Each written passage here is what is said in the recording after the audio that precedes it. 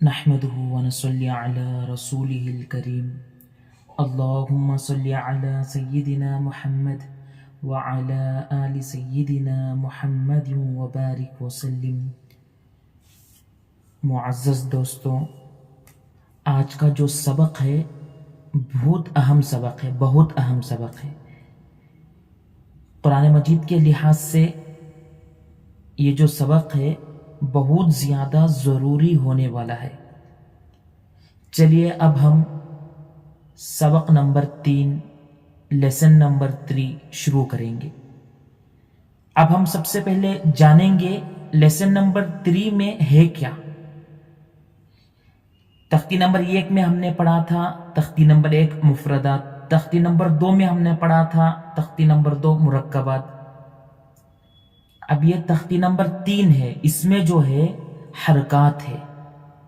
تو حرکات کس کو کہتے ہیں؟ چلیے شروع کریں گے۔ اعوذ باللہ من الشیطان الرجیم، بسم اللہ الرحمن الرحیم۔ تختی نمبر 3 حرکات۔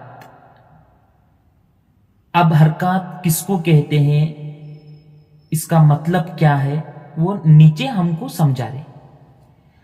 زبر زیر پیش، زبر زیر پیش کو حرکات کہتے ہیں۔ زبر زیر پیش کو جلدی پڑھے، تھوڑا بھی نہ کھینچے۔ الف ہمیشہ خالی ہوتا ہے، جو الف خالی نہ ہو وہ حمزہ ہے۔ زبر کی آواز اوپر کو اڑتی ہے۔ جی اب حرکات ہم تو بول دی، اب حرکات کس کو کہتے ہیں تو میں نے آپ کے سامنے وہ پڑھ کر دکھایا ہے۔ دوبارہ میں اس کو ریپیٹ کر رہا ہوں، آپ اسے ایک اور مرتبہ ریپیٹ کیجیے۔ حرکات، زبر زیر پیش کو حرکات کہتے ہیں۔ زبر زیر پیش کو جلدی پڑھے، تھوڑا بھی نہ کھینچے۔ الف ہمیشہ خالی ہوتا ہے، جو الف خالی نہ ہو وہ حمزہ ہے۔ زبر کی آواز اوپر کو اڑتی ہے۔ بس اب ہم اس میں تھوڑا سمجھنے کی ضرورت ہے، ہم اس میں سمجھیں گے۔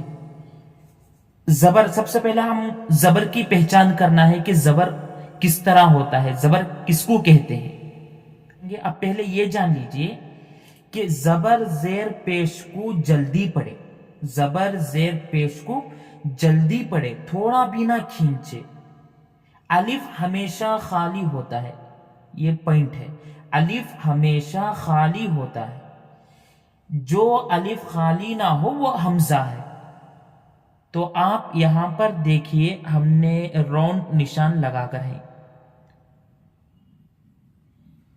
تو یہاں پر قانون ہے وہ یہ ہے کہ الف ہمیشہ خالی ہوتا ہے۔ اب الف کے اوپر زبر آ گیا ہے، الف کے اوپر زبر آ گیا ہے، تو اب ہم اس کو کیا الف پڑھیں گے کیا اور دوسرا پڑھیں گے؟ یہاں تو انہوں نے بولا ہے الف ہمیشہ خالی ہوتا ہے، لیکن یہاں پر جو ہے زبر آ گیا ہے، دیکھیے۔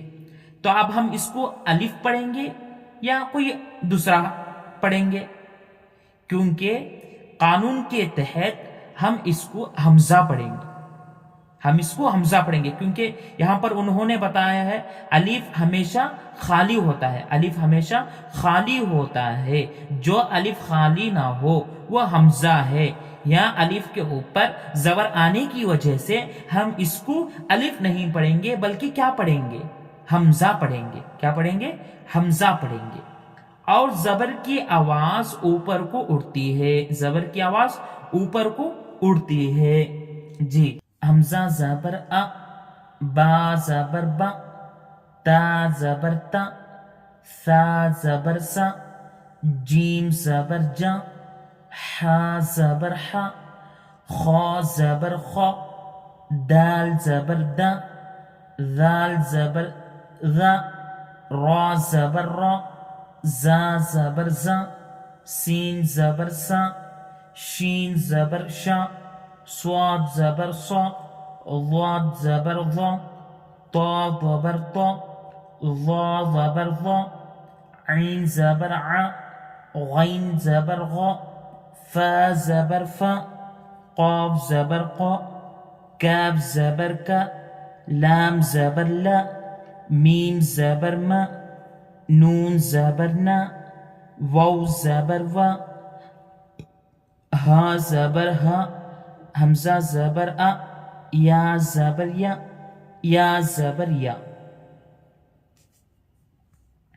اب یہاں سے لے کر ہم نے یہاں تک پڑھا، تو اس کے ساؤنڈز، اس کی جو آواز ہے تو ہم اس کو یاد رکھنا ہے، تاکہ یہاں پر یہ دو دو تین تین حروف ہیں، یہ مرکبات میں سے یعنی ایک دوسرے کے اندر ملے ہوئے ہیں، تو یہ جو ہم کو ساؤنڈز یاد رہیں گے تو ہم یہاں پر پڑھنے میں آسانی ہوگی۔ ٹھیک ہے جی، اس کو کیسا پڑھیں گے آپ؟ دال زبر دا، را زبر را، درا، سین زبر سا، کیونکہ ہم نے اوپر بھی پڑھا تھا دال زبر دا، تو یہاں پر بھی دال ہے، دال زبر دا، را زبر را، درا، سین زبر سا، یعنی ہم سامنے سے پڑھ لیتے جائیں گے، ایک ایک ساؤنڈ کو بول لیتے بھی جائیں گے۔ دال زبر دا، را زبر را، درا، سین زبر سا، درا سا، وداع، واو زبر و، دال زبر دا، ودا، عین زبر ع، وداع، عبدا، عین زبر ع، با زبر با، عبا، دال زبر دا، عبدا، کسبا، کاف زبر کا، سین زبر سا، کسا، با زبر با، کسبا، دخل، دال زبر دا، خا زبر خا، دخا، لام زبر لا، دخل، بلغ، با زبر با، لام زبر لا، بلا، غین زبر غا، بلغ، وجد، واو زبر و، جیم زبر جا، وجا، دال زبر دا، وجد، سجد، سین زبر سا، جیم زبر جا، سجا، دال زبر دا، سجدہ۔ یہ ہجے ہو گئے، اب ہم اس کو رواں بھی پڑھیں گے، یعنی بغیر ہجے کے پڑھیں گے۔ کیسے؟ درس، ودع، عبد، کسب، دخل، بلغ، وجد، سجد۔ تو بس ہم نے اس میں تین باتوں کا خیال رکھنا ہے۔ سب سے پہلے یہ کہ ہم اس کے اندر زبر کو نہیں کھینچیں گے، یہ ایک بات، اور دوسری بات ہم اس کے ساؤنڈز کو یاد رکھیں گے، یہ، اور تیسری بات یہ کہ ہم یہ جو مل جل کر حروف آئے ہیں ہم اس کو روام بھی پڑھیں گے اور ہجے بھی پڑھیں گے، دونوں بھی پڑھیں گے۔ یہ تختی مکمل ہو گئی ہے، یعنی زبر کا جو سبق ہے وہ مکمل ہو گیا ہے۔